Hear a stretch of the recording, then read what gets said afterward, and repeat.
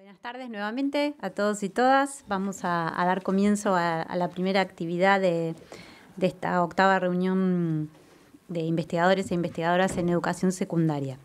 El objetivo de esta sesión, como ya anticipaba Daniel, que además está organizada bajo la modalidad de conversatorio, vamos a ver cuánto nos sale, de conversatorio, es ofrecer una aproximación histórica al tema que convoca esta RIES, cómo pensar la reconfiguración de la educación secundaria en 40 años de democracia. Adoptar una perspectiva histórica evidentemente remite a la dimensión temporal y en este sentido, y para pensar a la educación secundaria en el tiempo, creo útil considerar un aporte relativamente reciente del comparatista e historiador de la educación Antonio Novoa, que en un trabajo de 2017 propone una idea bien potente, que es la idea del pasaje del espacio a las espacialidades y del tiempo a las temporalidades. Él lo que dice es que se necesita otra comprensión del espacio y del tiempo y de las relaciones espaciotemporales, que concebir al espacio como espacialidades y al tiempo como temporalidades nos permite mirar al tiempo en otra amplitud y en otra espesura, no tanto el pensar el tiempo como un periodo, sino el tiempo como más bien, o dice, no el tiempo como un hilo, sino el tiempo más bien como una cuerda donde muchos hilos se entrelazan entre sí. Entonces la pregunta para este conversatorio sería ¿en qué temporalidades se piensa el objeto escuela secundaria en esta octava RIES y particularmente en esta mesa sobre reconfiguraciones? En la conversación con nuestros invitados distinguimos al menos 3 temporalidades posibles que van a ser las que orientan esta conversación y que también podríamos pensar a modo de marcas en el desarrollo de la escolarización secundaria en, me atrevería a decir, Occidente moderno.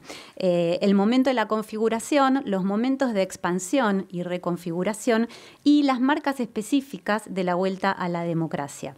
Y esto último válido para países en los que la reconfiguración se consolida, sobre todo desde la posguerra en adelante, con, por ejemplo, la salida de los diversos fascismos, como nos recordaba ayer Antonio Canales en una clase magistral en la Universidad Nacional de La Plata. Entonces, un elemento común al desarrollo de la escolarización secundaria en diversas espacialidades ya fue conceptualizado y lo anticipó Daniel, por Müller, Ringer y Simon, cuando describen esta primera temporalidad de la configuración en términos de la dinámica simultánea de sistematización y segmentación.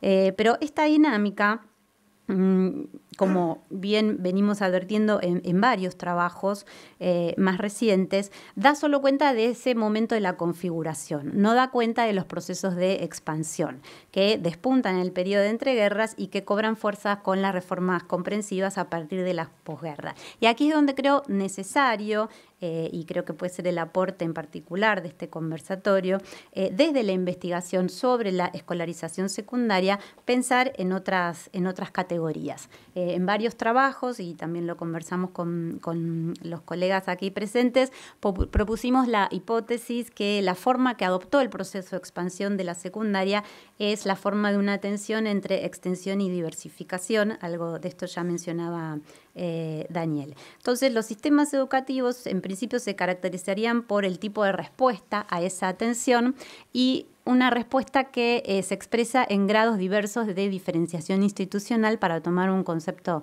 de Cecilia Braslasky, a quien Pablo seguramente va a traer a la mesa. Estos son elementos comunes. La pregunta entonces para esta conversación es cuáles serían las comunes, digo, al desarrollo de la escolarización secundaria, cuáles serían las particularidades de la Argentina. Y en este sentido vamos a retomar en el conversatorio distintos hitos en el marco de las temporalidades antes mencionadas, ¿sí? Configuración, expansiones y reconfiguraciones, y el sello de la vuelta a la democracia. Y agregaría una cuarta temporalidad que también traía Daniel, que son los 10 años de la RIES.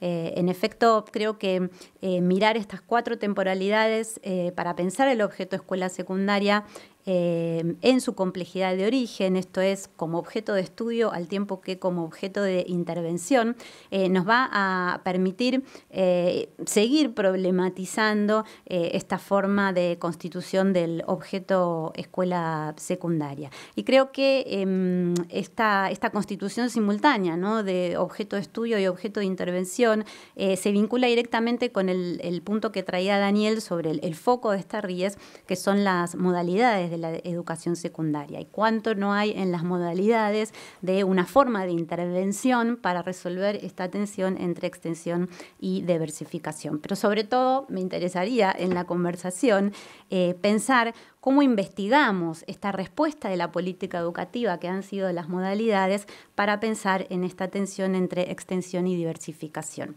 Para eso entonces invitamos a dos reconocidos historiadores de la educación argentina, entre otras cosas, a quienes voy a presentar a continuación en el orden en el que van a exponer. En primer lugar, Martín Legarralde, que va a conversar con nosotros acerca de los hitos históricos en los procesos de clasificación y reclasificación de la educación secundaria en la Argentina. Martín es profesor en Ciencias de la Educación de la Universidad de La Plata, magíster en Ciencias Sociales de esta casa y doctor en Ciencias de la Educación de La Plata. Es profesor adjunto de Historia de la Educación Argentina y Latinoamericana, investiga sobre temas de historia reciente de la educación y pedagogía de la memoria y sobre temas de transmisión, y es actualmente, y le agradecemos que esté acá, en ese sentido, vicedecano de la Facultad de Humanidades y Ciencias de la Educación de la Universidad de La Plata.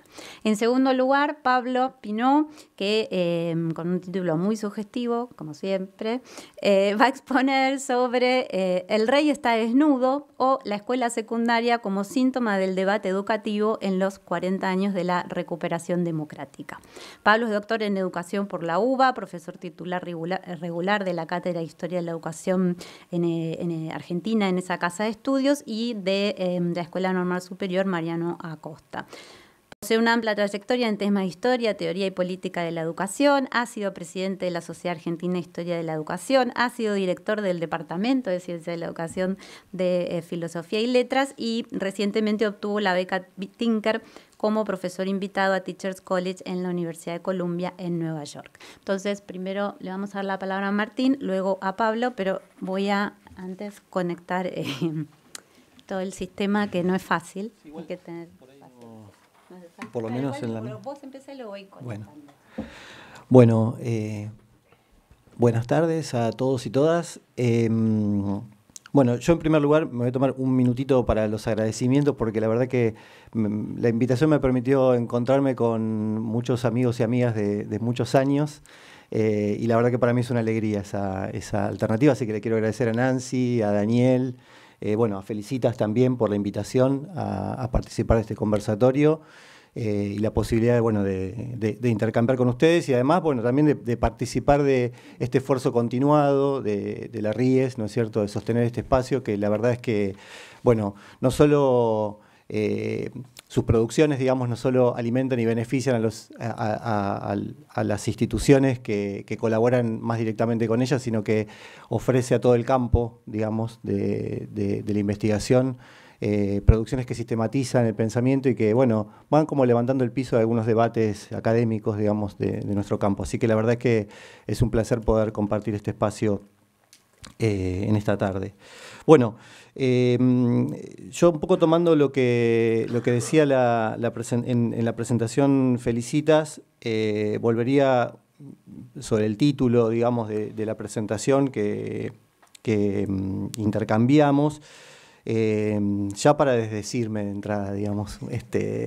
No, bueno, un poco la referencia inicial a esta idea de hitos históricos en los procesos de clasificación y reclasificación de la educación secundaria en la Argentina tiene un poco la lógica de una excusa, porque bueno, en los intercambios que tuvimos previamente con Felicitas, con Pablo, con Daniel, para pensar este conversatorio, una de las primeras reflexiones que Daniel nos propuso era pensar un poco en clave histórica en la construcción de la educación secundaria como objeto de un campo de investigación, pero también en la propia construcción de la educación secundaria, ¿no?, en tanto ente, digamos, ¿no? Una dimensión más ontológica, ¿no? de referencia. Y yo me voy a referir más a esa dimensión, en realidad. Creo que, bueno, si logramos el contrapunto con Pablo, quizá allí haya dos maneras de mirar o distintas maneras de mirar el tema que nos convoca. Entonces, los objetivos de mi presentación van a ser, bueno, por un lado, abordar la pregunta acerca de cómo ha sido definido este objeto de educación secundaria, pero en esa dimensión más ontológica, es decir, cuál fue la delimitación, cómo fue delimitándose en términos político-normativos, digamos así, la educación secundaria, con algunas referencias puntuales. Por ese lado, digo, se justifica un poco esta idea de los hitos, digamos, pensar, bueno, en algunos momentos, aunque uno también es una escapatoria, digamos así, a las pretensiones de exhaustividad, es decir, es posible que haya otros hitos que puedan reconocerse y que no estén en el tiempo de mi presentación. Pero bueno, me interesan señalar algunos porque también han concitado el interés de la investigación, digamos, es decir, han sido procesos o acontecimientos sobre los cuales particularmente se ha producido investigación. Entonces, si bien yo voy a tratar por lo menos de referirme a la delimitación político-normativa de esta idea, de esta noción de la educación secundaria, bueno, los hitos seleccionados tienen que ver con esa capa de producción de conocimiento en torno de esos acontecimientos. Y no sé si en segundo lugar, entramado con eso, también me interesa abordar la pregunta acerca de los procesos de clasificación y reclasificación de esa educación secundaria. Es decir, bueno, Felicitas anticipaba muy claramente, ¿no? esto que es una lectura muy consolidada en los abordajes sobre la historia de la educación secundaria en nuestro país respecto de, bueno, y que sobre lo cual Felicitas particularmente ha producido mucho y muy sólidos trabajos, este proceso de expansión y diversificación, digamos, ¿no? que caracterizan a la educación secundaria en la Argentina.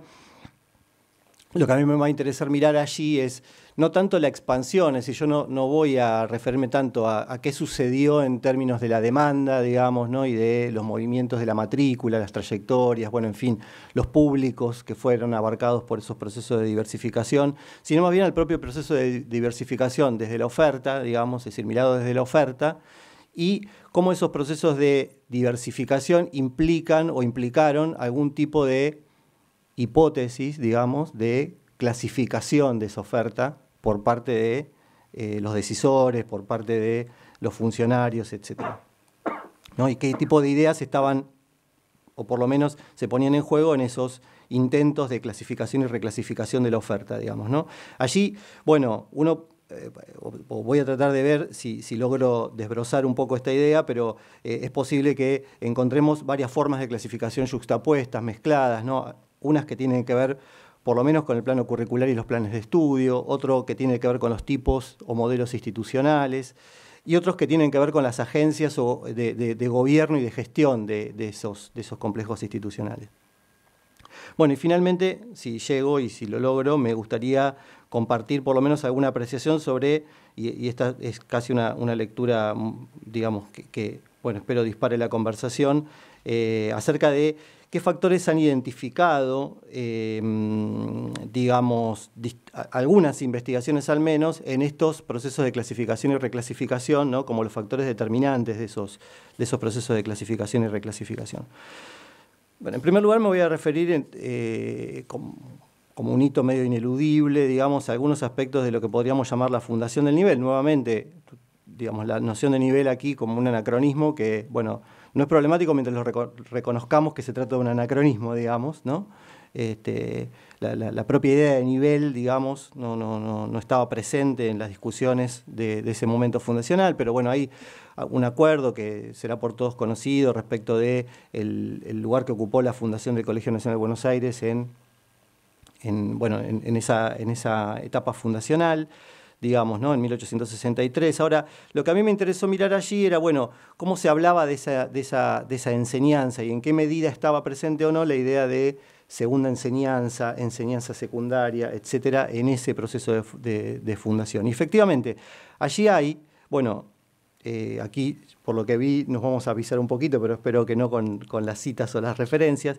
Hay una obra que es la memoria que presenta en 1865 Amadeo Jacques. En realidad, lo presenta la comisión de la que Jacques formaba parte tras la muerte de Jacques, pero refiriéndose a que la fuente principal de esa memoria eran los escritos de Amadeo Jacques, respecto de esta idea de, digamos, un plan integral de educación primaria y universitaria, pero, digamos, en particular una referencia a la segunda enseñanza, de la que habla específicamente Amadeo Jacques, una idea de segunda enseñanza que retoma, digamos así, como antecedentes, digamos, la idea de la formación preparatoria, ¿no? Digamos, una perspectiva que ataba esa segunda enseñanza a la preparación para los estudios universitarios.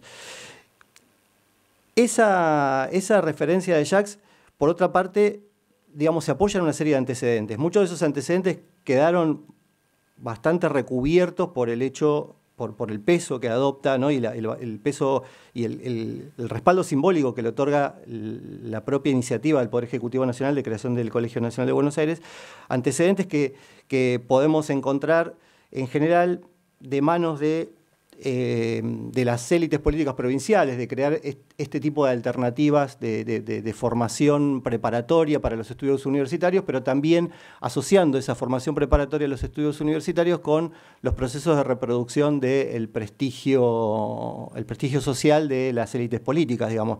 La experiencia del Colegio de San Miguel en Tucumán o el Colegio de Concepción del Uruguay son anteriores al Colegio Nacional de Buenos Aires, y también, de alguna manera, habían sido catalogadas como de segunda enseñanza, digamos, ¿no? Entonces, bueno, ahí esta conexión entre educación general preparatoria con atributos de prestigio de las élites políticas locales, bueno, podríamos pensarla como una matriz fundacional de esta idea de segunda enseñanza, digamos, ¿no?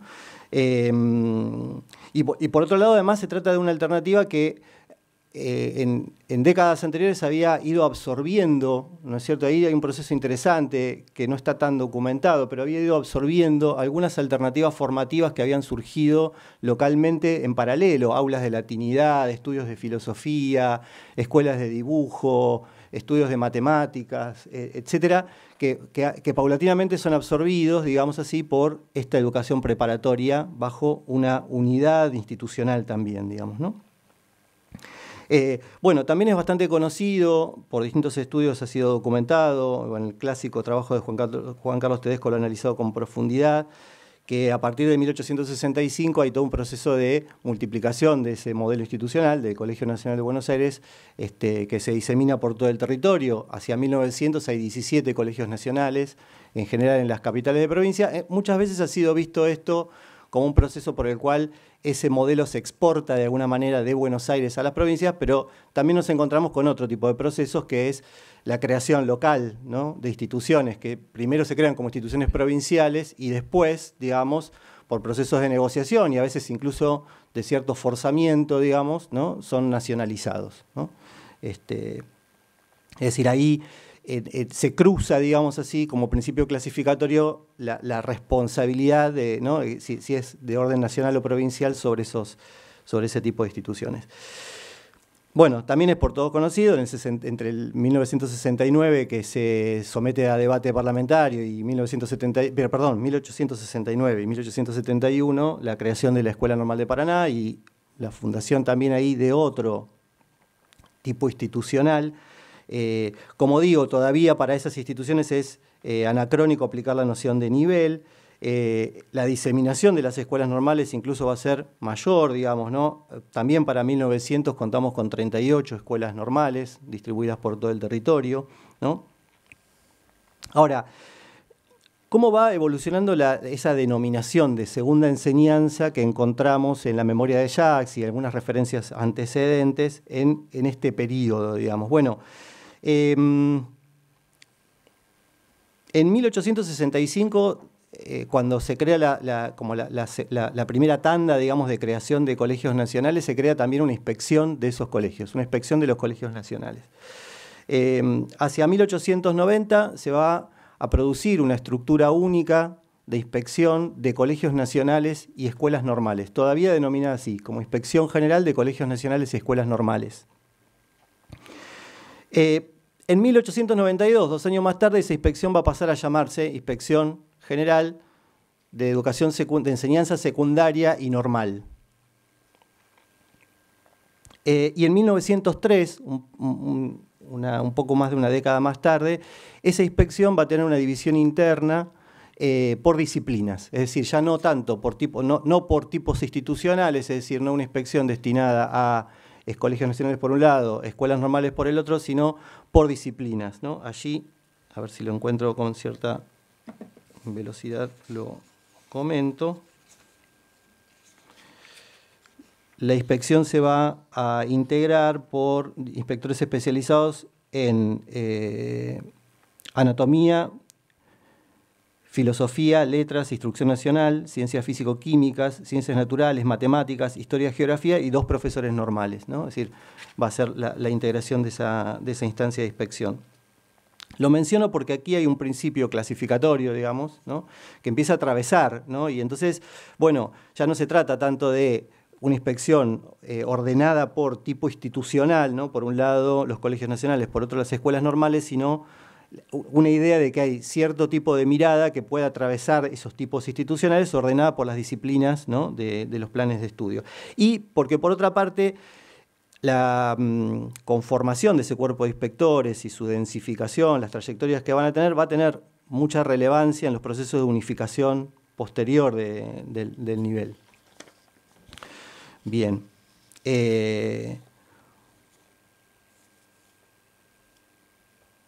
Entonces, en esta etapa, cuando pensamos la etapa fundacional, si nosotros pensamos por lo menos en lo que podrían ser las categorías nativas o las categorías que en la época se usaban para la designación de estos procesos de clasificación, la enseñanza secundaria y la educación secundaria en general se reservaba para los colegios nacionales.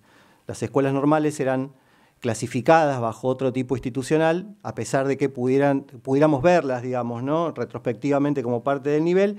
Ahora, esa es una concepción que va avanzando y que ese avance se puede ir viendo en la unificación de la estructura de inspección, ¿no? Finalmente, con el cambio de siglo, también encontramos esta idea de que la inspección, al reordenarse de manera disciplinar, ¿no es cierto?, refuerza la idea de un nivel único, ¿no es cierto?, que es visto por lo menos desde el gobierno y desde la gestión de esas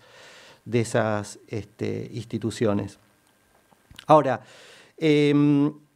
todo este proceso a su vez fue acompañado muy tempranamente por tendencias a la diversificación, digamos, ¿no? Es decir, tendencias a la diversificación, algunas que son tendencias truncas, digamos, ¿no? Es decir, son iniciativas que no prosperan, y otras que van dando lugar a la creación de algunas instituciones, aunque no logran tener el volumen para justamente ser reconocidas, digamos, como un objeto que luego debe ser gobernado en términos de la estructura de inspección todavía, ¿no? Bueno, desde muy temprano ya el propio Sarmiento había propuesto para los colegios nacionales, ¿no es cierto?, que adoptaran algún tipo de adecuación regional o local de su propuesta de formación y la creación además de escuelas específicas de agricultura, de minería, ¿no es cierto? Pizarro va a proponer también la creación de escuelas industriales, ¿no? Es decir, en realidad hay como 2 formas de diversificación que acompañan, digamos así, alguna lectura de insatisfacción respecto de lo que estaba sucediendo con los colegios nacionales, sobre todo desde mediados de la década de 1880, y que esas 2 tendencias son, por un lado, procesos de especialización interna de los propios colegios, es decir, que los colegios que están ubicados en regiones en donde hay alguna actividad productiva predominante, orienten, digamos, al menos una parte de su plan de estudios y de su formación a dar respuesta a las demandas de esa producción, de esa actividad. Y otro tipo de alternativas ha sido la que se ha orientado hacia la creación de nuevas instituciones, ¿no? Escuela Industrial de la Nación, Escuela de Comercio, bueno, algunas que se crean y a los tumbos, digamos, sobreviven unos años hasta su cierre, ¿no? Pero digamos, ahí hay toda una tendencia que Juan Carlos Tedesco denominó como una tendencia pragmática, ¿no? en esta etapa, ¿no? y que, según él, fracasan porque no responden a una demanda real, digamos, ¿no? Son más bien las lecturas un poco especulativas de quienes están encarando los proyectos, digamos así, de expansión del sistema educativo y las responsabilidades de gobierno, pero no terminan de ser respaldados por, por una demanda efectiva, por una concurrencia de estudiantes a esas alternativas, ¿no? Más tarde vamos a tener, ¿no es cierto?, ya durante las décadas del 20, del 30, toda una expansión de otro tipo de instituciones que buscan también responder a demandas específicas, la creación de escuelas de comercio, de escuelas industriales, de artes y oficios, de lenguas vivas, que se van creando como instituciones y que después, o sea, como instituciones ad hoc que van a responder a una demanda específica y que luego se replican en algunas regiones, pero que no terminan de conformar, digamos así, lo que también, haciendo uso de un anacronismo, podríamos llamar hoy una modalidad, digamos, ¿no? Pero ya para la década del 30 se incorporan también dentro de esa estructura de inspección que empieza a denominarse inspección general de enseñanza secundaria, normal y especial, ¿no? La categoría especial es una categoría que agrupa, ¿no es cierto?, a todas estas, digamos, todas estas otras, ¿no?, todos estos otros tipos de instituciones. En 1938 comienza un proceso que no va a culminar, pero digamos, va a desembocar en 1942 en la aprobación de un nuevo plan de estudios para todo este conjunto, centralmente inicialmente para el conjunto de la educación secundaria y normal, que es el llamado Plan Rothe, que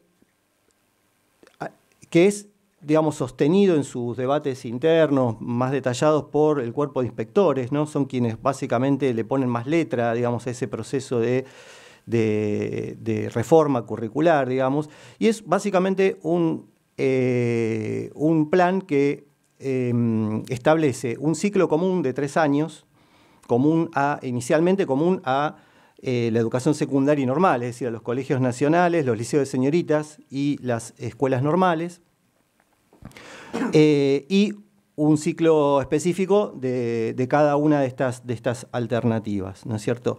El Plan Rothe, como digo, es sostenido básicamente por el debate y la producción, digamos, de los inspectores. Allí los argumentos principales, digamos, de esta reforma son que se trata de que esa creación de un ciclo común, la idea de lo común está muy fuerte allí, es decir, de que hay ciertos conocimientos que son comunes tanto a la formación normalista del profesorado, del magisterio y a la preparación para el bachillerato y luego los estudios universitarios. Los argumentos principales tienen que ver con la racionalización, es decir, lograr, digamos, una organización más racional del currículum, del plan de estudios, ¿no es cierto?, postergando el trabajo sobre la formación específica a los años superiores y reservando los años iniciales con una estructura más simple, digamos, ¿no? Es decir, también hay una idea de simplificación y de rechazo a la tradición enciclopedista, ¿no? Eso también está muy fuerte en los argumentos de los inspectores que impulsan el Plan Rothe. Ahora, el Plan Rothe es muy importante porque va a tener esa idea del ciclo común, va a tener una larga duración. Es decir, si bien va a haber otras reformas posteriores de planes de estudio, digamos, a la del Plan Rothe, digamos que se van a producir durante los 50 y los 60, la idea de un ciclo común de formación va a tener una larga duración e incluso va a ir incorporando algunas de las instituciones que estaban clasificadas dentro de la alternativa especial, digamos. Por ejemplo, las escuelas de comercio también van a entrar en la misma estructura. Es decir, a partir del 52, por ejemplo, las escuelas de comercio entran también en el ciclo común del Plan Rothe, ¿no? Es decir, ahí tenemos, digamos, una tendencia que podríamos llamar unificadora, ¿no es cierto?, y que nos permite reducir... Sí, ahí vamos. Reducir digamos, el nivel de anacronismo, ¿no? Es decir, cada vez nos aproximamos más a la idea de un nivel unificado. Que quedan por fuera durante mucho tiempo de las alternativas de educación técnico-profesional, digamos, ¿no? Es decir, ahí hay toda una consolidación de todo un recorrido de formación que no digamos, ya desde los 30, pero particularmente a partir del peronismo, no solo, y ahí hay otra clave que se atraviesa un poco en la presentación, no solo va a tener que ver con la educación secundaria, sino más bien va a tener que ver también con procesos de integración vertical, ¿no? Entre niveles de toda esa alternativa de educación técnica y técnico-profesional, ¿no? Bueno, lo que vemos también, allí entrar en detalle como hasta aquí con ciertas fechas particulares sería más difícil, pero lo que vemos también es que a partir de la década de 1960, particularmente en la medida en que esta idea de un ciclo común y de un proceso de reclasificación, digamos, al interior de distintas alternativas del nivel va cobrando forma en el ámbito nacional, empieza a haber también un mayor grado de respuesta a escala de algunas provincias a demandas específicas. Por ejemplo, demandas que tienen que ver con la educación agraria, ¿no es cierto? No encuentran tanto respuesta en el orden nacional, sino muchas veces alternativas que surgen a escala provincial, ¿no es cierto?, porque no están contenidas dentro de la oferta nacional, digamos, conformada por esta estructura. Yo pensando ahora un poco en el tiempo, de todas formas estoy para la conversación, quisiera tratar de ir al último punto que me había propuesto, que tiene que ver con esto de los factores y alguna cosa de discusión más reciente que me pareció muy interesante y que, bueno, es probable que ustedes ya la conozcan, pero quería compartirla, y que tiene que ver con, bueno, ¿qué factores han visto distintas investigaciones en estos procesos interviniendo en estos procesos de clasificación y reclasificación, de, bueno, tendencias, por supuesto, de especialización, que son las que finalmente terminan dándole el tono general a todo el proceso, y dentro de esos procesos, a su vez, algunos esfuerzos unificadores? Bueno, por un lado, hay muchos estudios que resaltan el papel creciente de la propia estructura de los funcionarios, ¿no? De inspectores, la estructura burocrática, etcétera, teniendo un grado creciente de intervención en el diseño, digamos, de esos procesos, ¿no? Es decir, bueno, intervención en el currículum, en el diseño de los tipos institucionales, etcétera. De hecho, son la voz más fuerte que sostiene esa tendencia pragmática de la que hablaba Tedesco ya muy tempranamente. Si son los inspectores y los directores de los colegios nacionales los que se hacen oír con más fuerza respecto a esta idea de especializar los estudios a las necesidades locales, etcétera, ¿no?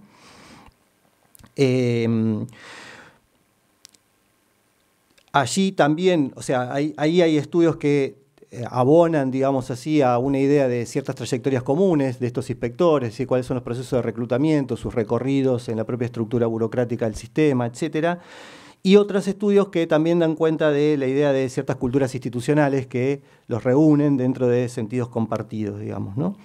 Pero también ha habido algunos trabajos de los últimos años que también han incluido otro aspecto que a mí me parece interesante subrayar, por ahí es solo mi interés, pero digamos tiene que ver con cómo opera también en esos procesos ciertas restricciones que por supuesto no son enunciadas y que muchas veces en las fuentes son un poco esquivas, hay que cruzarlas, digamos, para poder verlas, pero que parecen tener también una incidencia sobre estas decisiones. Por ejemplo, las restricciones presupuestarias, digamos, ¿no? Es decir, bueno, con qué recursos se cuenta para multiplicar tipos institucionales, estructuras de inspección, etcétera, ¿no? Es decir, muchas veces los argumentos de reforma, de diseño de los planes, etcétera, no ponen sobre la mesa, ¿no?, ese tipo de restricciones, pero ese tipo de restricciones se las puede leer en otro tipo de fuentes, digamos, ¿no? ¿Cómo? Técnicas, tener docentes para. Claro, bueno, exactamente.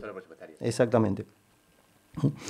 Y finalmente, argumentos, y ya no tanto factores, pero sí argumentos que canalizan estos inspectores, etcétera, sobre todo en los casos de los procesos de unificación, que tienen que ver con esta tensión entre los procesos de especialización temprana o tardía. Es decir, no solo la cuestión de si multiplicar los tipos institucionales y las propuestas curriculares, sino en qué momento del nivel hacerlo, ¿no? Si hacerlo muy tempranamente, si hacerlo más tardíamente. Es decir, ahí también hay algo del reconocimiento o de la creciente denunciación de una etapa, digamos, en la que correspondería postergar, digamos así, los procesos de especialización muy temprana. Un poco es el argumento del Plan Rote también, ¿no? Y bueno, el de la reforma Saavedra-Lamas, ¿no? Es decir, esta idea de, bueno, no entrar muy tempranamente en un proceso de especialización, digamos, ¿no?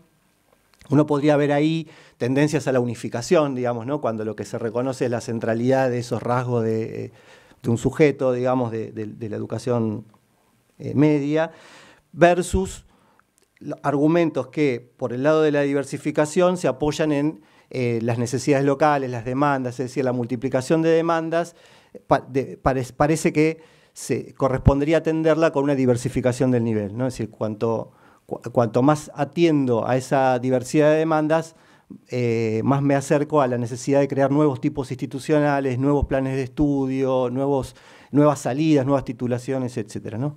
Bueno, eso por ahora, digamos. Muchas gracias. Bien.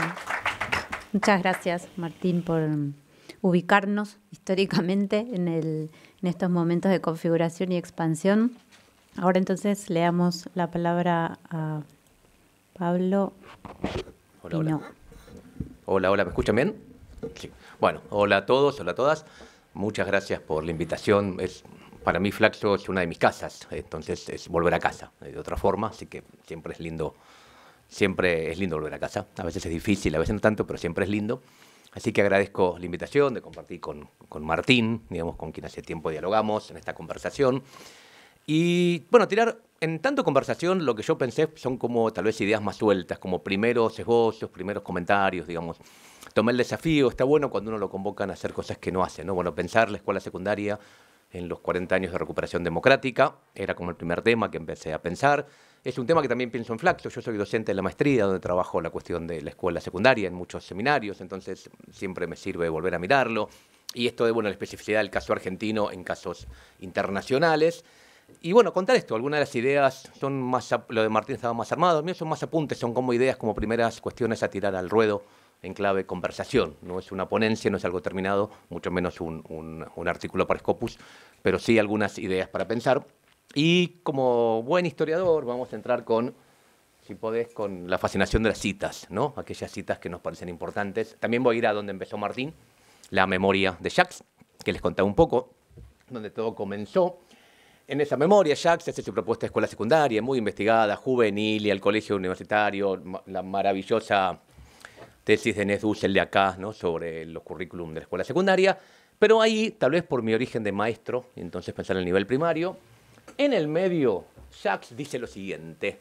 ¿Sí? Está contando, está armando el currículum humanista, enciclopedista, bla, pero de repente dice que el gran problema de la escuela primaria era la escuela elemental. O sea, y miren cómo dice Jacques que venían los alumnos de las escuelas elementales en 1865.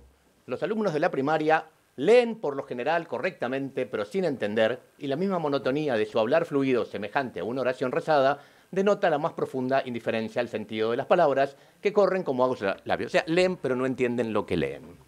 Escriben a veces bien, pero así como leen, sus páginas son unas planillas que constan de una serie de palabras sin puntos ni comas, las más del tiempo sin ortografía y siempre sin vínculo entre sí, ni significación en sus mentes. O sea, no son capaces de expresar sus ideas por escrito. Sabrán multiplicar o dividir un número por otro, pero si se les pregunta cuánto valen 20 varas de un cierto género a razón de 17 pesos la vara, no podrán decidir cuál de esas dos operaciones conduce a la solución en cuestión. Esto es, saben las cuentas, pero son incapaces de resolver problemas. De todo lo demás no tienen idea, ni remota ni confusa, no saben nada ni de historia, ni de geografía, ni de ciencias. No, volverme para atrás, no terminé la cita. Ya sé que es tremenda, pero la quiero leer entera. Quiero terminar la cita. Bueno, así que en aquella clase preparatoria, esto es en el nivel secundario, como contaba Martín, en que entran, todo les es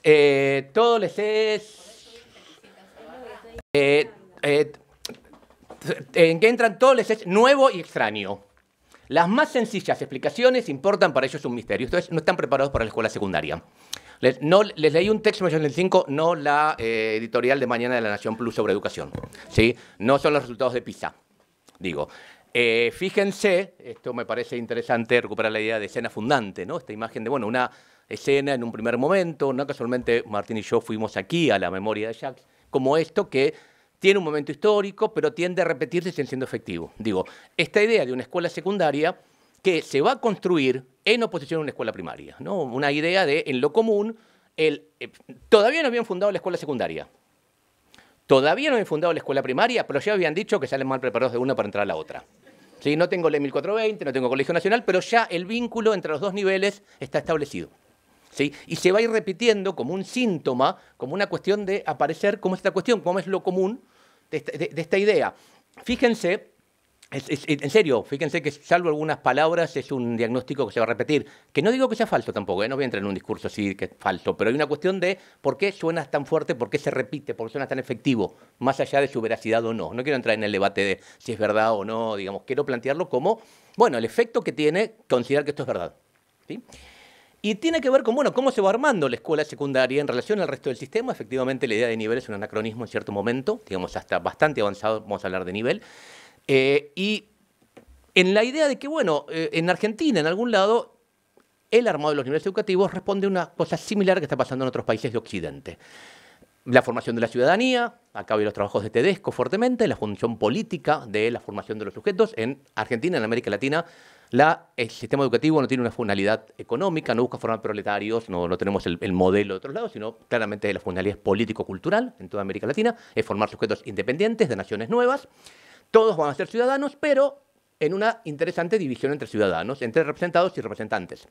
Ciudadanos somos todos, pero algunos, la mayoría, van a ser representados, esto es, van a votar, y unos pocos van a ser representantes, esto es, van a ser votados. Y se arma, en cierta forma, una diferencia institucional donde mientras los votantes van a ir a la escuela común, obligatoria, los votados, los representantes van a ir a la escuela secundaria, con una tensión interesante que es, lo planteaba Martín, ¿no? Los orígenes históricos de la palabra escuela y colegio. ¿Por qué hay escuelas? Esto lo pregunto a mis alumnos siempre. ¿Por qué hay escuelas y por qué hay colegios? ¿Qué es diferente de una escuela y un colegio? Se los voy a contestar yo, no se hagan problema. Pero es una pregunta, ¿no? ¿Por qué? Bueno, hoy se tiende a pensar que escuela es pública y colegio es privado, ¿no? No salimos a la calle con carteles de defensa del colegio público, ¿no? La escuela la asociamos a lo público y el colegio a lo privado. Pero históricamente, en cierta forma, la escuela hace referencia a una institución donde se dotan saberes aplicables, donde de la escuela se sale con un saber vendible al mercado laboral. ¿Qué tienen en común la escuela técnica, la escuela normal, la escuela de comercio y la escuela de danzas? Que al terminar esta institución, uno sale muchas veces con el título de maestro, que era un título, el primer título para ejercer una profesión, maestro mayor de obras, maestro de escuela, ¿sí? Que daba saberes aplicables, pragmáticos, que permitían ser vendidos al mercado laboral. ¿Sí? La escuela primaria también tiene los primeros, cambia por el nivel, ¿no? Pero son los primeros saberes. Son saberes aplicables. Hay un currículum armado sobre un saber aplicable, sobre un saber vendible más adelante del mercado laboral. Salís de la escuela técnica, a trabajar técnico. Salís de la escuela de comercio. La escuela hace referencia a esta idea, mientras que el colegio tiene la cuestión preparatoria, propedéutica. El saber por el saber mismo, la preparación, ¿no? El enciclopedismo, este modelo que se sigue armando fuertemente en la Argentina como el modelo ideal, ¿no? El bachillerato, en algún lado, creo, seguro que Salen ríe fuerte, como un obstáculo epistemológico para pensar la escuela secundaria. Seguimos pensando que el modelo es este y tratamos de ver cuánto se acerca, no se acerca, se cumple o no se cumple con esta idea. Entonces, en esta tensión fundacional entre colegio y escuela, lo que sí también vemos es que muy rápidamente en Argentina, producto de la historia propia del país, social, cultural, política, empieza a romperse y la escuela media enseguida empieza a contar. Martín recuperaba el plan Rote, del 34 a 38, nunca me acuerdo. 38 al 42. 38 se pone y es el que probablemente muchos fuimos después. Y es interesante que historiográficamente, ahí, mejor, que historiográficamente no se lo casi ha analizado. Hemos privilegiado analizar la historia de la educación, los proyectos que no triunfaron, como el Saavedra Lamas, el Mañasco, el Nelson, pero no aquel que triunfó y que fue muy efectivo. Yo creo que porque pone en tensión, el plan Rote pone en tensión esto de la segmentación. Bueno, parece que no fue así en Argentina. O sea, el esquema Ringer-Müller, el plan Rote temprano, 38, ¿no? Hablábamos con Felicitas que me decía que Antonio me iba a decir algo, que estos intentos de primeras escuelas comprensivas en Europa no triunfan, en Argentina sí, en el 38 uno puede ver un proyecto en manos de los conservadores, además, un proyecto de escuela comprensiva que triunfa y que la historiografía no quiso mirar mucho, prefirió seguir hablando en Ringer, Müller, diversificaciones, segmentaciones, aplicar ese esquema sin ver que, bueno, atención, ¿no? Tempranamente esto empieza a jugar el tema de género, ¿no? Cómo aparecen los liceos. Los liceos, efectivamente, son los colegios de señoritas. Lo de señorita es obvio, ¿no? No son señoras. Siempre, ¿no? Hay una cuestión de marca de... Las escuelas son de varones y los liceos son de señoritas. No es solamente una cuestión de género, sino de otras cuestiones. Pero como igual, muy rápidamente, ya en los 30 en la Argentina, esta idea de una tendencia a la escuela, el problema es la escuela media, porque ahí es donde se juega la posibilidad del ascenso social, ¿no? Uno hace estudios un poco y bueno, supuestamente a la escuela normal se iba para estudiar, para trabajar de maestro, ¿no? El modelo escuela es Sarmiento, la escuela común, ¿no? La escuela primaria pública obligatoria y la escuela normal, donde se forman los maestros para ir a la escuela primaria. Y el Colegio Nacional y la Universidad son cosas de Mitre, son cosas de Rivadavia, son cosas sobre todo de Mitre, de la formación de las élites.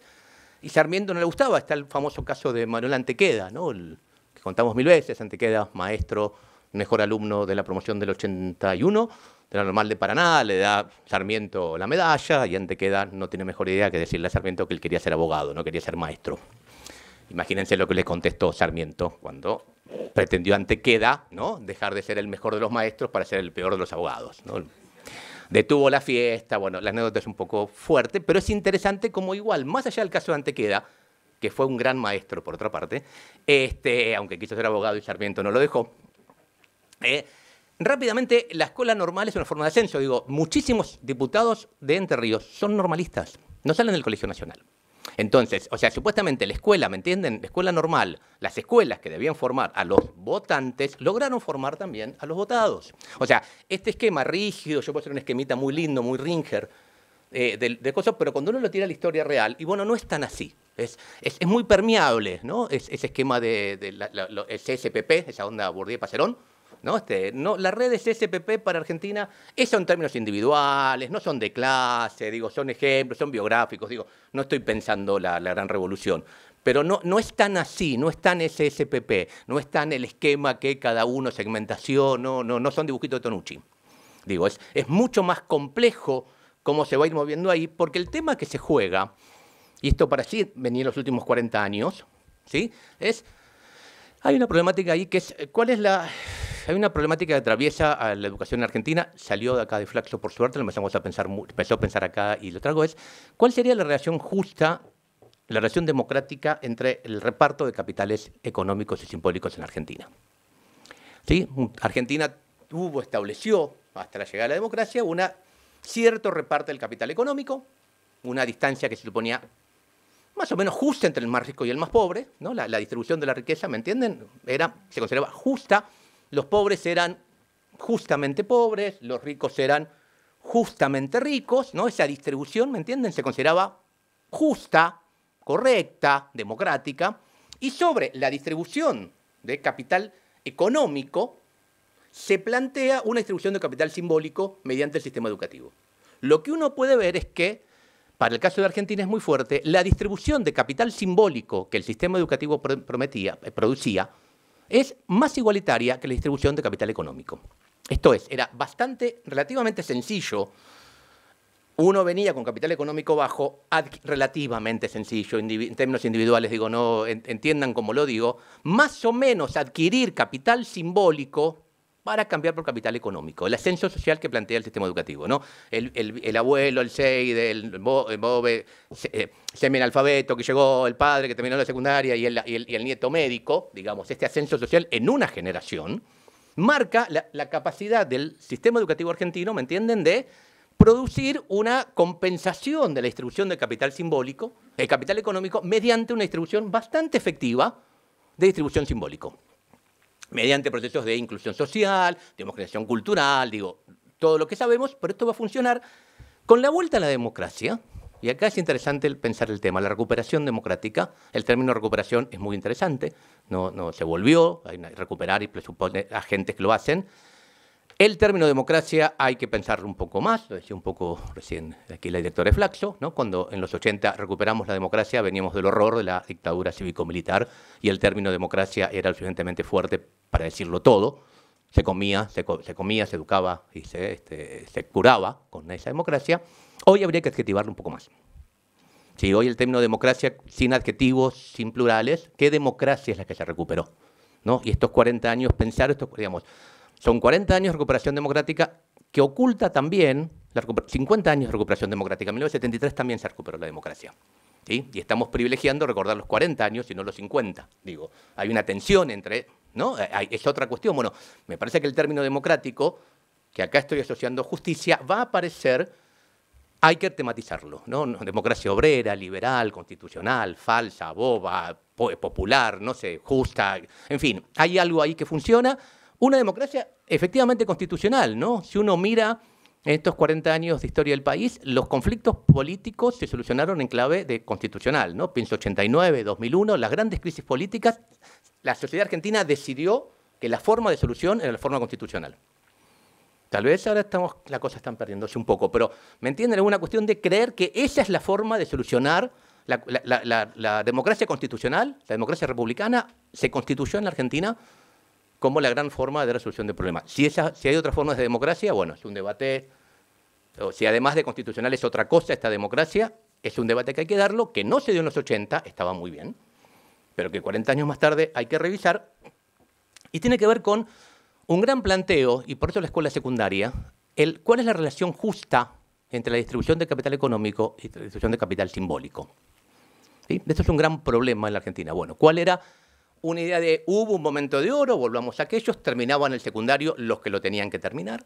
Era justo, los dispositivos de selección eran justos, eran correctos, los ricos eran justamente ricos, los pobres eran justamente pobres, ¿sí?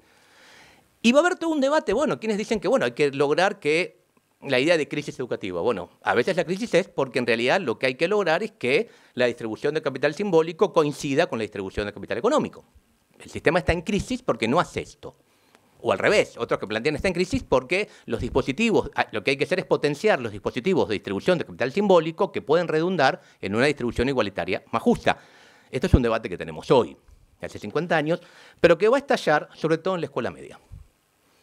¿Sí? El gran tema de investigación, por eso el Rey Desnudo, Flaxo lo inventa, Cecilia Braslavsky descubre que el gran problema educativo en la Argentina es la escuela media, y lo ha sido en los últimos 40 años. Sobre la escuela primaria, estos 40 años, más o menos hay consenso respecto al tema de la alfabetización.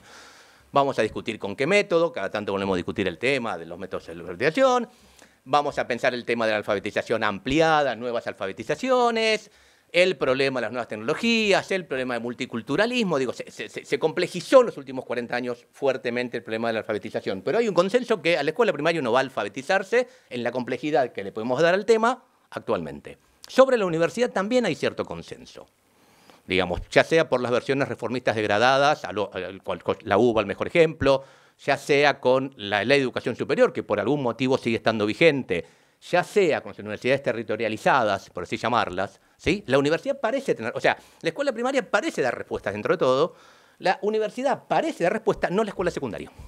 La escuela secundaria se convierte como el síntoma, ¿me entienden?, de esta idea de qué pasa a nivel educativo, porque es ahí probablemente donde se juega esta idea de la relación entre capital simbólico y capital económico.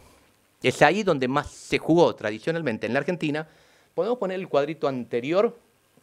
Este es un cuadro que hice rápido y Felicita sabe mucho más que yo de esto, pero que intenté rápidamente para ver estas ideas. ¿Arriba o abajo? Arriba o abajo de ese texto. Es el cuadro aquel. En la tasa, me faltan los datos 2021, no están todavía. Tasa de escolarización de nivel secundario en la población entre 13 y 18 años. Y el dato son los censos. Ustedes saben que los censos son los mejores datos para conseguir. Hay que pulirlo, hay que trabajarlo, es un cuadro muy general, muy rápido, ¿me entienden? Pero lo que uno ve es como el impresionante del 3% de 1914, ¿sí? O sea, uno puede saber que ese 3%, casi le podemos poner nombre y apellido. ¿No? ¿Quiénes van a ser ese 3% que iba a la escuela secundaria en 1914? Eran hombres, es fácil darse cuenta.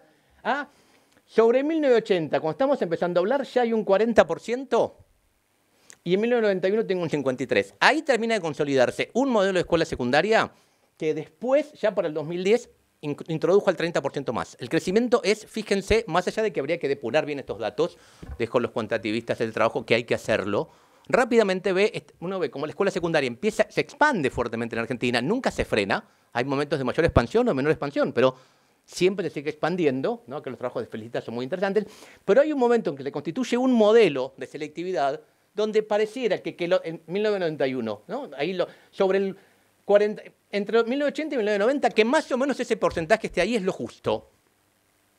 Eso es correcto.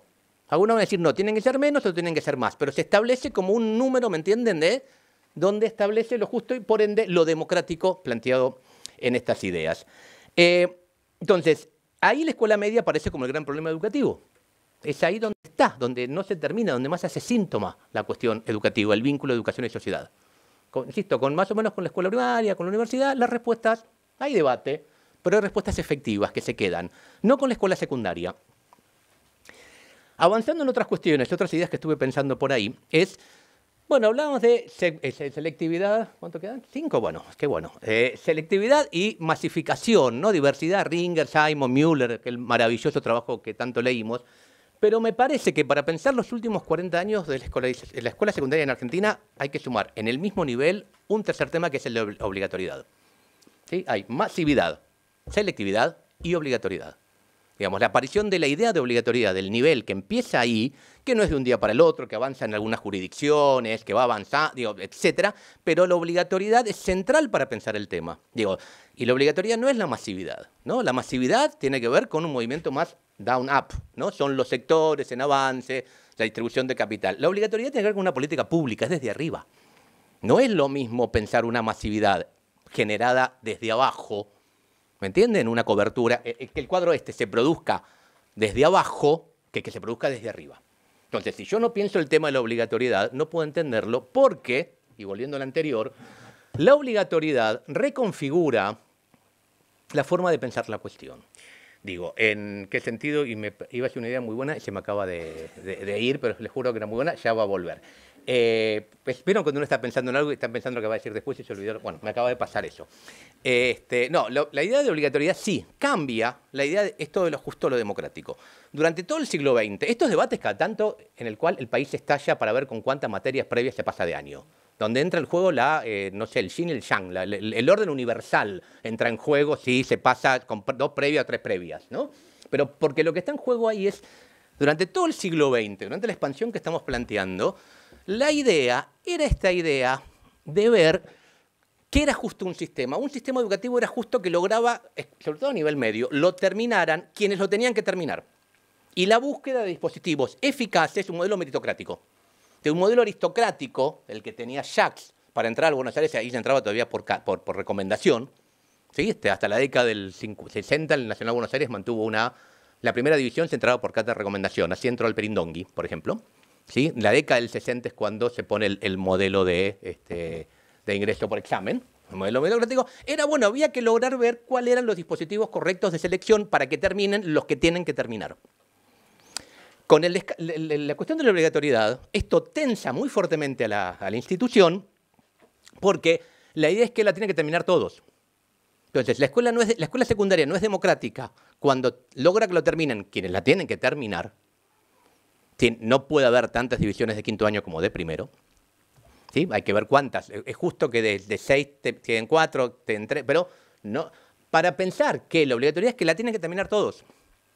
Y esto tensa, obviamente, la matriz institucional, la matriz de formación docente, y cambia toda esta cuestión, digamos, que se va dando con entonces la pérdida del valor del capital simbólico. Ya una interesantísima investigación hecha en Flaxo por Ana Miranda, Daniel Filmus, ¿no? Cada vez más necesaria, cada vez más insuficiente. Bueno, la escuela secundaria, que era cierta garantía de cierta ubicación, o sea, en el contexto la escuela secundaria era sinónimo, escuela media era sinónimo de clase media, el gran supuesto valor argentino. Este país que es de clase media, nos honramos de ser de clase media. Bueno, la caída de la clase media, tanto del alumnado como de sus profesores, ¿sí? Como hay una pauperización, tanto el alumnado de la escuela secundaria como el profesorado de escuela secundaria para ser parte de lo que él lo llamaba los nuevos pobres. ¿Sí? Entonces, esto reconfigura, ¿no? Miren, un trabajo que hacemos con algunos alumnos, Tacora, Cine. Miren la profesora que plantea Norma Leandro en la historia oficial. Hay una profesora, es muy interesante para verlo, o sea, una mujer que es profesora porque tiene ganas. Ya me voy, me están echando. Miren la profesora de Luna de Avellaneda. Y miren, no miren el suplente, que es una porquería. Miren Casa Propia, la película cordobesa que está online, que es muy buena para ver estas cuestiones. Últimos comentarios, que bueno que no alcance el tiempo. El pasaje, bueno, el problema es el curricular, la cantidad de cambios curriculares, ¿no? Como si en la década del 70 el problema era el currículum oculto, en los 80 en adelante el currículum ausente o obsoleto, ¿no? La idea del problema es que se enseñan cosas que no sirven, la escuela no enseña, ya no es la ideología que se imparte, sino esto. La gran cantidad de reformas curriculares. El pasaje de la disciplina a la convivencia, ¿no? Si alguien leyó bien a Foucault y aplicó Foucault, fue la escuela secundaria. Las cárceles no cambiaron, los hospitales no cambiaron, lo que cambió fue la escuela. ¿Sí? Foucault fue muy leído y tenemos que cambiarla. La disciplina escolar ya no funciona más. Y lo último, simplemente dos categorías teóricas, generadas probablemente en Flaxo y demás, que para mí son muy efectivas, que es, uno es las trayectorias escolares. Cómo se construye hasta en los últimos años al calor de la obligatoriedad y demás. Flavia Teriche, la categoría trayectoria escolar, como una forma de explicar. Y el último comentario es otra categoría generado por un sociólogo, que es Gabriel Kessler, que es escolaridad de baja intensidad, que usamos mucho y acaba de pasar, yo la acabo de nombrar y pasa lo que quiero decir es esto. Yo lo he usado mucho en clase, le explico cuando capacito docentes. Es impresionante la capacidad explicativa que la gente le da a esa categoría. Uno explica qué es la escolaridad de baja intensidad a profesores, a docentes que trabajan e inmediatamente dicen, esto es lo que pasa en mi escuela. Digo, me parece muy interesante ver cómo esa categoría, ¿saben? ¿No? Supuestamente los pide con la escuela y van, pero mucho no les cambia la vida, no son los alumnos de Cané, no son los de Juvenilia, ¿sí? No es Escardó, es muy interesante. Tengo que ir, me dicen que cierra acá, felicitas, como les contaba, son todos puntos para seguir conversando, planteando. Voy a agradecer la invitación a charlar y bueno, conversemos.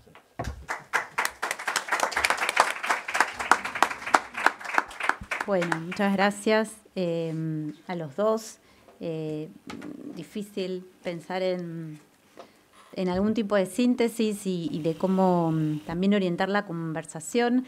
Yo creo que en términos de cómo habíamos pensado la sesión, lo que planteamos al comienzo, ¿no? Bueno, cuáles son las particularidades de la escolarización secundaria en Argentina, creo que las dos presentaciones nos ofrecen unas pistas y categorías bien interesantes, ¿no? Martín nos traía la idea de algo que también trabajamos en algún momento con Daniel Pincas, ¿no? El sostenimiento de una estructura unitaria, ¿no? Y a través de la unidad institucional, que tiene un peso muy fuerte, la relación entre lo nacional y lo provincial como estructurador también de las clasificaciones y reclasificaciones. La diversidad de actores intervenientes, Martín trajo el caso en particular de los inspectores, ¿no? Y creo que con el plan ROTE eso es bien claro. Después Pablo habría, ¿no? Y discutiendo esta categoría de segmentación, en algún caso esta idea de la flexibilidad de las vías de escolarización y cómo esas vías más flexibles que en comparación con otros sistemas permitieron quizás una forma de distribución, por lo menos de capital simbólico, mucho más rápida y sobre todo en relación con la distribución del capital económico, como él bien lo traía. Y ahí yo me hacía como a partir de por lo menos estas particularidades, seguramente hay otras, la de la obligatoriedad que mencionabas recién también es clave y cómo reconfigura, ¿no? Y reclasifica la oferta. Me parece que eso es también un punto clave. Pero pensaba en términos de temporalidades para conversar sobre algunas de estas particularidades. El tema de los colegios nacionales, que efectivamente también hay que pensarlo en sus... Martín algo de esto trajo, ¿no? En sus diferentes momentos, porque una cosa es la primera tanda, donde efectivamente se forma la élite estatal, y otra cosa ya es los 20, el proceso de masificación, donde hay una diferenciación institucional para resguardar una jerarquía simbólica, que son las universidades que toman los colegios fundacionales. Y eso sí siguen, en algún sentido, formando a los votados, mientras que, como en los términos que vos lo traías, Pablo, el resto va a los colegios nacionales, pero va a otros colegios nacionales, no va al de las universidades. Y ahí me parece que entonces hay flexibilidad, pero la diferenciación institucional también es una marca que quizás no es la de las vías paralelas, pero está bien activa. Y el segundo punto que me interesaba pensar también en la conversación, en términos de particularidades, es todo esto que ustedes trajeron va regulando el sistema y va clasificando, ¿no? La oferta de educación secundaria. Ahora, hay algo que está ausente en nuestro sistema y que es muy fuerte en por lo menos todos los sistemas europeos, que es el lugar de los exámenes. Los exámenes no regulan nuestro sistema, no lo han regulado históricamente, salvo el caso de examen de ingreso en algunos colegios nacionales, y esto era bastante relativo. Luego los exámenes que todavía existen en los de las universidades, que son efectivamente las únicas que lo mantienen en ese nivel. Ilegales. Pero, Ilegal. Pero no existen exámenes de finalización. Como sí existen en el caso y todavía en el caso de Europa. Y eso claramente produce una configuración, ¿no?, de la oferta, que creo que esa flexibilidad y la posibilidad de pensar en un ciclo común temprano, habría que pensar, ¿no?, si no está asociada a la inexistencia de los exámenes de finalización y los exámenes vinculados directamente con el ingreso a la universidad. Tiene un dato, perdón, un dato histórico, tiene un origen vinculado a las plagas, a las epidemias. Hasta 1918 había que dar examen de todas las... No había un examen final del año, pero había que dar examen de todas las materias.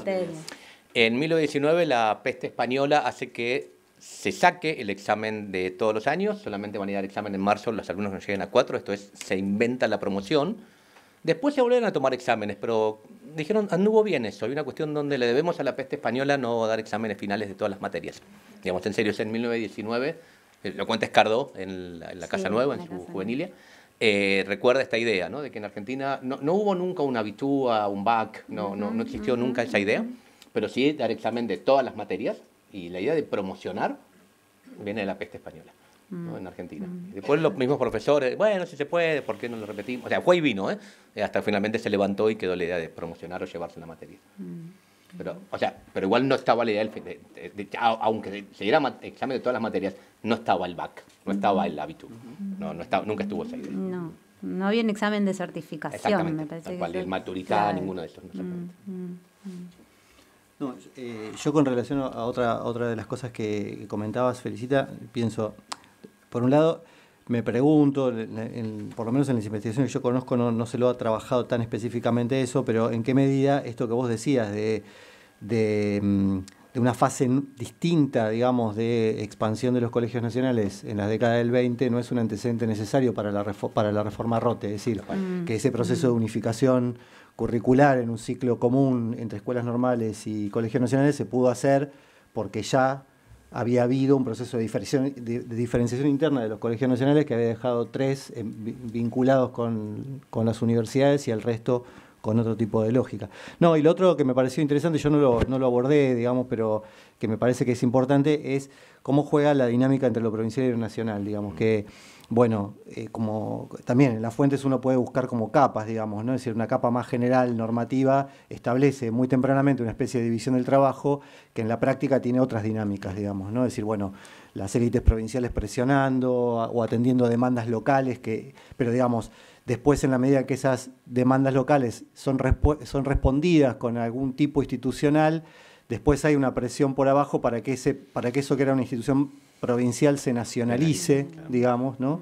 Entonces, bueno, ahí también hay una vía de diferenciación interna del sistema y particularmente de la educación secundaria, que también incluye la trama nacional provincial, digamos. Me parece que es interesante de ver eso, digamos, ¿no? Es decir, y este proceso, digamos, ¿no?, de nacionalización, por lo menos, digamos, en la etapa fundacional es clarísima, digamos, muchos de los colegios nacionales nacen primero como colegios provinciales y son nacionalizados, digamos. Sí, perdón, y en los últimos 40 años al revés, ¿no? Que más para entender el proceso inverso en los últimos 40 años. Exactamente, tal cual. Sí. Bien, abrimos entonces unos minutos que nos quedan a conversar con el público online y aquí presente. Las intervenciones por Zoom no van a ser por el chat, les damos el micrófono, pero pedimos que sean breves o sintéticas.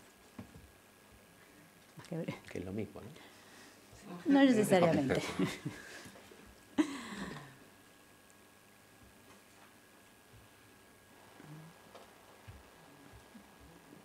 Si alguien del online quiere participar, puede levantar la manito, hacer un gesto. De todos. Sí.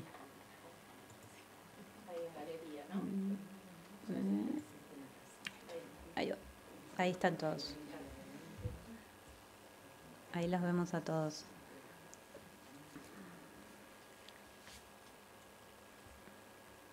Acá hay algo en el chat, pero no sé.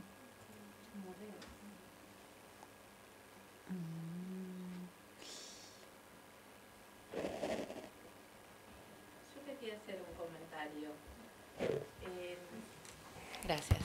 Bueno, en primer lugar agradezco el esfuerzo de comunicación, de análisis que hacen para nosotros en esta ecuación difícil de densidad, de profundidad y de poco tiempo, ¿no? Para un recorrido tan largo, a mí me resultó como de mucha utilidad, de mucho interés. Me interesó sobre todo, Martín, cuando habló de los factores, pensar, cuando pensamos políticas de expansión, de diversificación, también este aspecto material, ¿no? De lo presupuestario, de lo técnico, de los recursos, porque bueno, venimos también trabajando con otros colegas acá que analizan políticas educativas y en general la investigación suele mirar más las normativas, los documentos, las intenciones que las posibilidades concretas, ¿no? Y creo que, bueno, por los problemas económicos también de los últimos años y de los próximos, eso no es menor para dar cuenta de qué posibilidades hay. Digo, pensando en la agenda de investigación también, que no siempre ponemos esto como uno de los elementos a indagar, a explorar, a analizar o sobre los cuales dar cuenta, porque a veces también las propias resoluciones de política no lo tematizan también de esa manera como vos bien decías. Y después de la presentación de Pablo, bueno, me pareció interesante la mayoría, pero alguna cuestión que decía sobre la diferencia entre escuelas y colegios. Yo también pensaba, comparto una pregunta de Delia Provinciali, subsecretaria de Córdoba, ¿cuándo empezó la repitencia o el criterio de repitencia para historiadores? No digo que tengan la respuesta ahora, pero busquémosla, quiero decir, así como traes otras cosas de los modos de organización de las escuelas o lo que decías de la promoción. ¿Cuándo se estableció que 2, 3 materias y si no se repite? Porque creo que hoy, por estas discusiones que vos también decías, que la obligatoriedad pone sobre la mesa, pensar de otra manera, el acceso democrático a educación, bueno, esto habla de eso, ¿no? Me parece que todavía ese resabio meritocrático, para ahí pensar cuál fue el origen, para discutir también con esos fundamentos, con esos sentidos, ¿no? Gracias. Yo un comentario con esto que comentabas, Nancy, que a mí por lo menos me resultó muy interesante. Hay un trabajo publicado por la UNIPE, un libro de Oscar Duarte, de hace, creo que del año pasado, que se llama El Estado y la Educación, que básicamente discute con el clásico de Juan Carlos Tedesco, con el que todos hemos discutido alguna vez, digamos, lo hace básicamente apoyándose en el estudio de las fuentes de financiamiento, es decir, lo que analiza es básicamente la asignación que recibe todo el rubro de educación y particularmente la educación secundaria en todo el periodo fundacional en los presupuestos y bueno, y las ejecuciones presupuestarias, y se mete mucho con con la asignación de recursos y lo analiza como un sistema de restricciones, digamos, a las decisiones. Entonces, bueno, analiza desde allí tanto el proceso de expansión como la multiplicación de alternativas institucionales, etcétera, pero leyendo en cada caso, bueno, cómo operaban las restricciones presupuestarias también como, bueno, eso, ¿no? Como un escenario donde después se enunciaban los proyectos pedagógicos, ¿no? Entonces, también es una buena advertencia para quienes hemos leído otras fuentes y por ahí no hemos prestado atención a que eso también estaba en la cabeza de quienes después, bueno, proponían unificar un plan de estudios, extender un año, no sé, crear otras instituciones o no hacerlo, digamos, ¿no? Él analiza muy particularmente el impacto de la crisis de 1873, en la deriva que tiene la expansión de los colegios nacionales. Bien. Y lo otro que preguntaba, quería contestar esta cuestión de... No, sí. La verdad es que me la hicieron un par de veces, la busqué, es una gran duda cuando se estableció. Son saberes revelados que son 2 materias. Lo busqué, no lo pude encontrar. Mucha gente, digamos, para mí, en la misma línea, es un papel gris. Es un papel gris que está quién sabe dónde, una disposición que no sé dónde está, que dijo que eran 2 y fueron 2. Y ahí quedó. Y la verdad que lo busqué un par de veces y nunca lo pude encontrar porque son 2. El Buenos Aires es 1, La Plata son 3. Bueno, ¿por qué? Pero sí que muchas veces el debate es la justicia del universo, en serio, que está ahí en juego.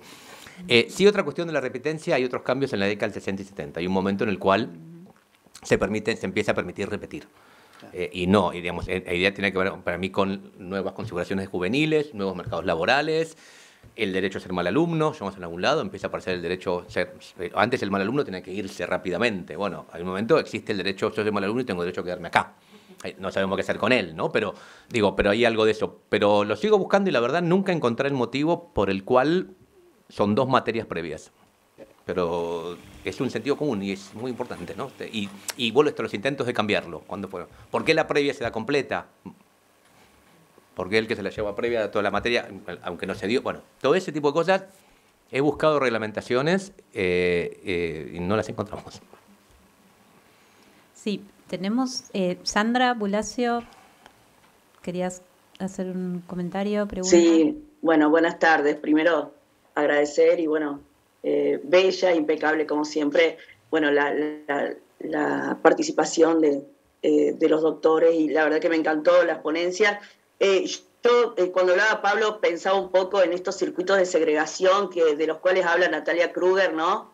Que cuando está tan naturalizado esta cuestión del capital económico y el capital simbólico, se generan estos circuitos de segregación. Yo vivo en San Francisco, provincia de Córdoba, ¿no? Entonces empiezan los pibes a pasar de una escuela a otra y se arman estas cuestiones en el nivel secundario tan naturalizado. Y digo, ¿cómo se sale de esto, no? Cómo también pensando la repitencia y cómo entonces el pibe de alguna manera se lo invita a ir de una escuela a otra.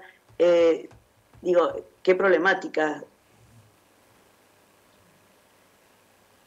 Pablo, no era, es para Pablo y no es una pregunta, sino, o sea, creo que es lo que estamos pensando todos y todas, ¿no es cierto?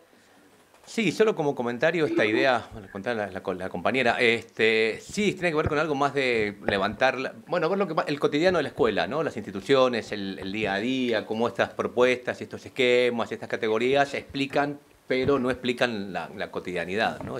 Bueno, hay algo que escapa por ahí, que no es aferrable, ¿no? A mí me gusta mucho Michel Desertot. No, bueno, ver la táctica, ver la estrategia.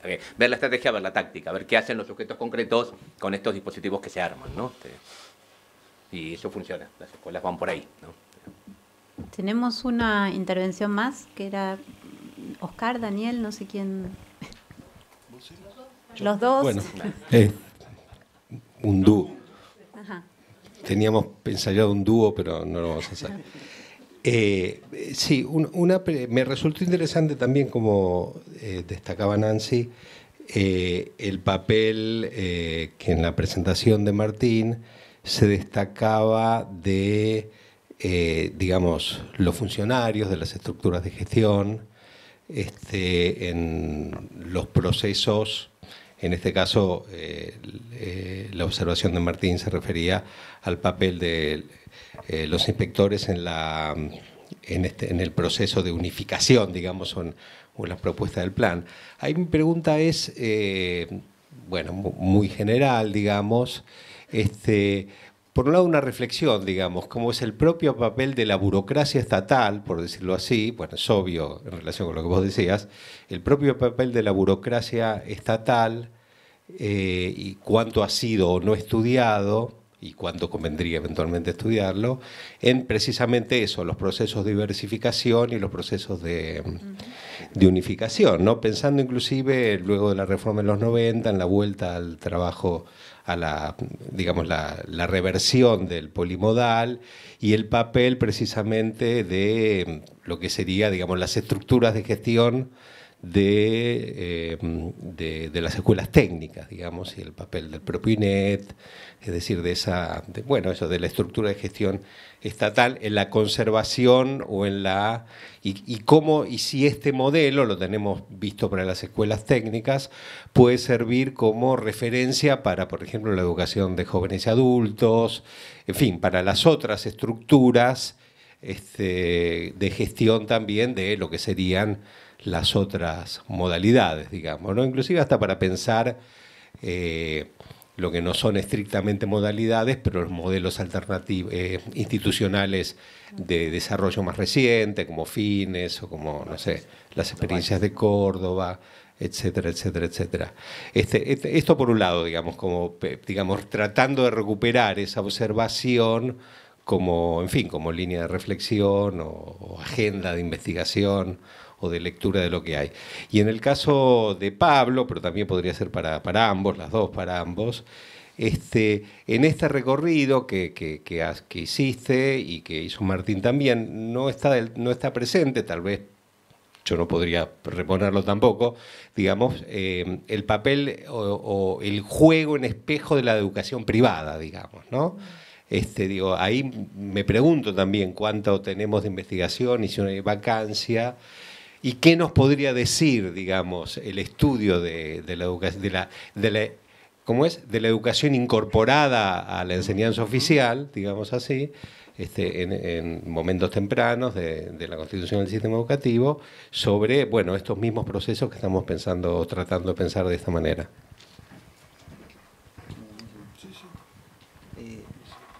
Por ahí un comentario muy cortito sobre lo primero que decías, Daniel. A mí me parece que ahí hay algo... hay una tesis sobre el plan Rote que me tocó dirigir, que es la de Asunción Iglesias, que trabaja sobre esto y particularmente sobre los inspectores, que muestra analiza la trayectoria de los inspectores que participaron en el diseño del plan, y lo que ella muestra es que esa es una fase muy particular de la burocracia educativa, además, porque tiene ciertos ámbitos de sociabilidad que luego van a ir desapareciendo, digamos, ¿no? El periodismo, la producción de pequeñas editoriales, bueno, hay como un circuito ahí en donde, además de ser inspectores de escuela, bueno, comparten lugares en la prensa, en algunas editoriales, se publican entre ellos, etcétera, ¿no? Ahí hay como una... Me parece que cuando uno mira otras fases, quizá tenga que atender también a cómo esas trayectorias se cruzan en otros ámbitos, por ejemplo, el ámbito académico, ¿no? Es decir, bueno, de cómo empezamos a tener también ahí una interpenetración de la estructura de la burocracia educativa y los ámbitos académicos de producción de conocimiento o de formación también, ¿no? Bueno, o en fases anteriores el normalismo, ¿no? Así como, bueno, me parece que hay algo interesante para mirar, ¿no? Porque es como, bueno, ver encarnado, digamos así, en estos actores, ¿no es cierto?, los ámbitos de los que participan, digamos, ¿no? Eso. En la línea no, recuperar esta categoría está trabajando mucho de redes de sociabilidad, ¿no? Como ver con quiénes hablaban ellos, o sea, estos inspectores con quién hablaban, quiénes consideraban, en qué redes de sociabilidad, creo que es una categoría interesante para pensar el pasado y pensar el presente, ¿no? Con quién hablan los inspectores, con quién hablan los funcionarios, cómo se llaman esas redes de producción y distribución de saberes y cómo se llaman las agendas, ¿no? ¿Cuál es el capital social, diría Bourdieu? ¿A quién llamo rápidamente? ¿A quién le mando un WhatsApp? Tengo un problema, ¿a quién le mando el WhatsApp? Bueno, como en otro momento, hoy serían los WhatsApp, ¿no? Los grupos de WhatsApp, pero es interesante verlo para que estas cosas funcionen, ¿no? Tenemos una última intervención, ¿Y Oscar, Karina. Oscar. No, porque estaba... Dale. Oscar y después Karina González. Hola, la hago muy breve para dar lugar a la otra intervención. La cita con la que empezó Pablo y que después retomó con el problema de las transiciones entre niveles, etcétera, me parece que es una indicación de un tema vinculado a la perspectiva histórica de las reconfiguraciones de la secundaria, pero una discusión contemporánea en relación con los 50 y 40 años acerca de la distribución, acceso a conocimiento, o qué monopolios, para ponerlo en términos en honor a Cecilia en esta conversación, qué monopolios se rompen y cuáles se conservan en la reconfiguración de la educación secundaria. No visto solo por el problema masividad, sino en relación con los otros, digamos, ni tampoco ponerlo en la obligatoriedad, sino es un sesgo disciplinar, tiene algo de eso, pero hay algo de qué formas de conocimiento en esas reconfiguraciones se van obturando, se van distribuyendo, y qué monopolios del conocimiento se sostienen y cuáles se rompen en el proceso de reconfiguración de la escuela secundaria. Incluido ahí la diversificación, incluido ahí las diferentes formas de acceso a la docencia, de los recursos, en lugar de la disciplina podríamos seguir. Pero me parece que ese hilo es un tema clave de investigación, pero también de debate político para tener ahora. Sí, ahí justo pensaba, perdón, pero conversamos.